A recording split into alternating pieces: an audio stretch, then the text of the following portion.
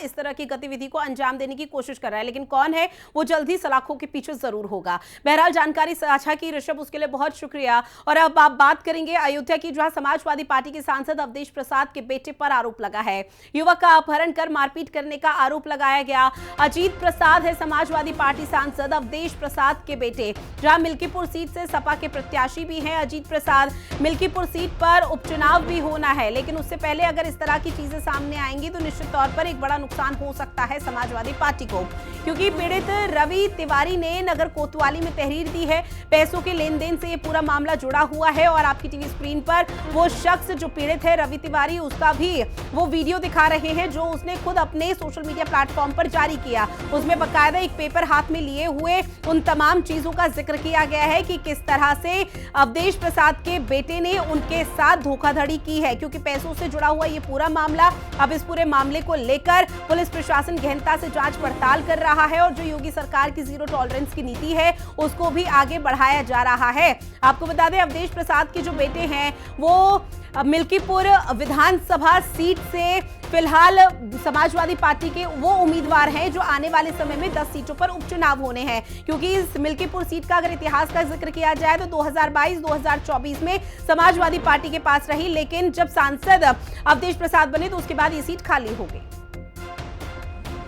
लेके कचहरी गया, थोड़ा काम था, कागज लेना था, कागज लेके मैं लौटा था तो स्टेट बैंक जो है, जो मेन ब्रांच है उसी के थोड़ा आगे एक चना बेचता है, वहीं रुक के मैं चना खाने लगा। इतने में अजीत प्रसाद 4-5 गाड़ी से उधर से गुजर रहे थे, तुरंत गाड़ी रोके, हमको जो है बुलाए और जबरदस्त। कौन? सांसद जी के बेटे हैं, अपने यहाँ जो है फैजाबाद अयोध्या, अवधेश प्रसाद। फिर क्या हुआ? जबरन बैठा लिए गाड़ी पे। उसके बाद में वहाँ से हमको जो है धमकाते हुए लेके चले आए झारखंडी की तरफ। यहाँ से फिर हमको लेके गए जो है वहाँ तहसील के पास। तहसील पे पहुँचने के बाद राजू यादव हैं, वो एक दीवान जी हैं, वो आ गए जो है हमको बहुत गाली गलौज मारने वाने जो है बोलने लगे, ले चलो इसको जो है अभी मार के उल्टा टांग दिया जाएगा तो अभी ये सारा पैसा 1 मिनट में दे देगा। वो हमारी वीडियो 5 तारीख तक की मोहलत दिए हैं, नहीं तो हमको बोले हम मरवा देंगे। किसी तरीके से वहाँ से हाथ पैर जोड़ के जो है जान बचा के मैं। और इसी खबर पर ज्यादा जानकारी के साथ आकाश मेरे सहयोगी लाइव बने हुए हैं अयोध्या से। आकाश, देखिए समाजवादी पार्टी की तो मुश्किलें खत्म होने का नाम नहीं ले रही, ना ही कम हो रही है, क्योंकि पैसों के लेन देन का ये पूरा मामला कि घपला किया गया, धोखाधड़ी की गई है, और वो भी आरोप किस पर लगा? अवधेश प्रसाद के बेटे अजीत प्रसाद पर। जी देखिए, बिल्कुल आपको बता दूं कि अवधेश प्रसाद के बेटे अजीत प्रसाद जो प्रत्याशी हैं मिल्कीपुर से, और लगातार इसके बाद फिर ये जो मामला आया सामने, ये कहीं ना कहीं सबको सत्य में ले गया कि जिस तरह से अजीत प्रसाद यहाँ चुनाव प्रचार में लगे हुए थे और अचानक उनके ऊपर आरोप लगता है और ये बात सामने आती है कि एक रवि तिवारी नाम का व्यक्ति है जिसको वो अपहरण करके लेके जाते हैं और मारपीट करते हैं उसके साथ। तो कहीं ना कहीं जो आरोप है, एक बड़ा आरोप लगाया जा रहा है। इसके बाद अभी ये चीजें साफ होगी, क्योंकि हालांकि मुकदमा दर्ज कर लिया गया है कि BNS 140, 115, 191, 351 के तहत ये मुकदमा दर्ज कर लिया गया। अपहरण और मारपीट का जो मुकदमा है ये दर्ज हो चुका है।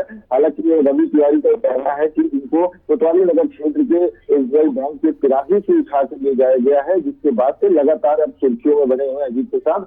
और वही जो उनके समर्थक है वो इस बात का विरोध कर रहे हैं कि ऐसा कुछ नहीं है। हालांकि रवि तिवारी का ये कहना है कि जमीन की खरीद फरोख्त को लेकर कमीशन की बात थी, कमीशन के लेते हुए उनके साथ जो विवाद लगातार किया जा रहा है, इससे पहले भी उनसे 1-2 बार धमकी उनको दी गई। लेकिन आकाश, देखिए अब से पहले जितने भी यहाँ पर समाजवादी पार्टी के कई दिग्गज पर, चाहे विधायक ही क्यों ना हो या पार्षद ही क्यों ना हो, उन पर आरोप लगे तो अवधेश प्रसाद मीडिया के सामने कुछ भी बोलने से बचते हुए नजर आए। लेकिन अब तो खुद के बेटे पर आरोप लग गया है, चाहे पैसों की धोखाधड़ी का ही क्यों ना हो। इस पूरे मामले पर क्या अजीत प्रसाद या फिर अवधेश प्रसाद दोनों बाप बेटों का कोई रिएक्शन? बिल्कुल, आपको बता दूं कि अभी तक न अवधेश प्रसाद न अजीत प्रसाद कोई भी मीडिया के सामने नहीं आना चाह रहा। हालांकि फोन से संपर्क भी किया गया तो उन्होंने कहा कि हमें कोई बात नहीं करनी इस मामले में, और लगातार इस बात से नकारते हुए नजर आए कि ऐसा कोई मामला उनका है। ठीक है, अब इस पूरे मामले को लेकर पुलिस प्रशासन कार्यप्रणाली कैसे आगे बढ़ा रही है अपनी?